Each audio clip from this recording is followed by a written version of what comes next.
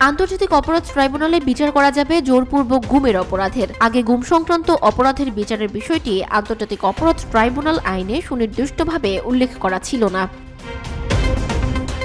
অন্তর্বর্তী সরকার আইনটি সংশোধন করে এই আইনকে বিচারের আওতায় এনেছেন। একই সঙ্গে শৃঙ্খলা বাহিনীর মধ্যে পুলিশ, র্যাব, বিজিবি, কোস্টগার্ড ও আনসার বাহিনী এবং আইন দ্বারা সৃষ্ট কোনো বাহিনী ও বাহিনীর সদস্যকে অন্তর্ভুক্ত করে আনা হয়েছে বিচারের আওতায়।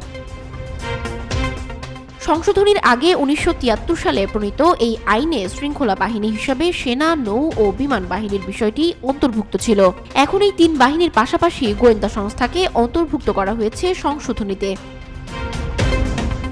জুলাই-আগস্ট মাসে দেশে সংঘটিত হত্যা, গণহত্যা সহ মানবতাবিরোধী অপরাধের বিচার আন্তর্জাতিক অপরাধ ট্রাইব্যুনালে করার সিদ্ধান্ত নেয় অন্তর্বর্তী সরকার। সেই লক্ষ্যে আন্তর্জাতিক অপরাধ ট্রাইব্যুনালস আইনকে যুগোপযোগী করার লক্ষ্যে প্রয়োজনীয় সংশোধনী আনা হয়। ওই সংশোধনী বুধবার অনুমোদন করেছে অন্তর্বর্তী সরকার।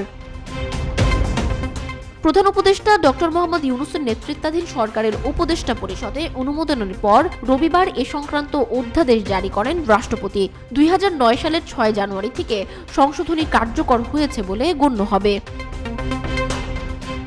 এখন সংশোধনী অধ্যাদেশ অনুযায়ী জুলাই-আগস্ট মাসে সংঘটিত হত্যা, গণহত্যা সহ মানবতাবিরোধী অপরাধের বিচার হবে আন্তর্জাতিক অপরাধ ট্রাইব্যুনালে। একই সঙ্গে গত 1.5 দশকে বিগত আওয়ামী লীগ সরকারের আমলে যেসব গুমের অপরাধ সংঘটন হয়েছে সেসব বিচারের আওতায় আসবে।